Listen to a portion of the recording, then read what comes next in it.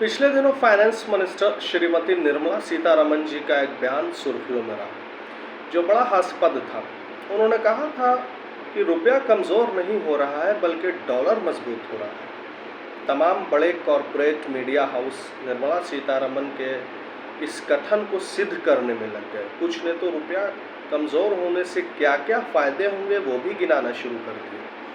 लेकिन सच तो यह है कि चाकू तरबूज पे गिरे या तरबूज चाकू पे, नतीजा सदैव एक ही आता है। दुनिया का 80% व्यापार डॉलर में होता है, और जो भी देश डॉलर में व्यापार करते हैं, अगर उनके देश की करेंसी का वैल्यू कम होता जाएगा डॉलर के मुकाबले, तो इसका सीधा असर लोगों की जेब पर पड़ेगा। यानी डॉलर का मजबूत होने से सीधा जनता का नुकसान है। इससे जुड़े कुछ सवाल हैं। गवर्नमेंट जितना चाहे उतना पैसा छाप सकती है, फिर ऐसा क्या रीज़न है कि गवर्नमेंट दिन रात नोट छाप के ये गरीबी क्यों नहीं ख़त्म कर रही है? $1 के मुकाबले जो रुपीज़ है करेंटली वो 82 है। ये कौन बैठकर डिसाइड कर रहा है? और अगर कोई डिसाइड कर भी रहा है तो हम मान ही क्यों रहे हैं?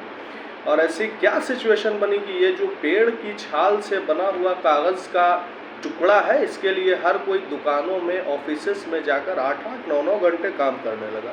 इन सारी चीज़ों का जवाब सिर्फ एक चीज़ से है, ये पैसा है क्या और इसका एवोल्यूशन कैसे हुआ। जब आप एक फ्रूट शॉप पे जाते हैं और देखते हैं कि कीवी का प्राइस ज़्यादा है और केले का प्राइस कम है, तो इसका मतलब ये नहीं है कि कीवी का कलर बहुत अच्छा है। इसका सिंपल मतलब ये है कि कीवी की डिमांड जितनी है उस हिसाब से उसकी सप्लाई नहीं है। बीच बीच में आप सुनते होंगे कि प्याज का रेट आसमान छू रहा है। इसका सिंपल सा मतलब हुआ कि प्याज की कमी हो गई है और इसकी डिमांड ज़्यादा है। एक बार जिम्बाब्वे ने भी ऐसे करने की कोशिश की थी। उसने इकोनॉमी को सही करने के चक्कर में लोगों को नोट छाप छाप के लोगों में बांटना शुरू कर दिया था। उस टाइम पर उनकी इकोनॉमी सुधरने के बजाय और बर्बाद होती चली गई, और लोग बोरी में भर भर के पैसा एक ब्रेड खाने के लिए जाते थे। तो गवर्नमेंट के नोट छापने से सिर्फ महंगाई बढ़ेगी। असली फ़ायदा तब होता है जब रिसोर्सेज और सर्विसेज बढ़ती है। अब बात यह है कि किसी करेंसी की वैल्यू ज़्यादा और किसी की कम क्यों होती है, ये डिसाइड कौन करता है। 1947 में $1 के बराबर था 4 रुपये, और आज की डेट में ये $1 82 रुपीज़ हो गया है। तो ऐसा क्या हो गया? देखिए, ये डिपेंड करता है डिमांड और सप्लाई पे।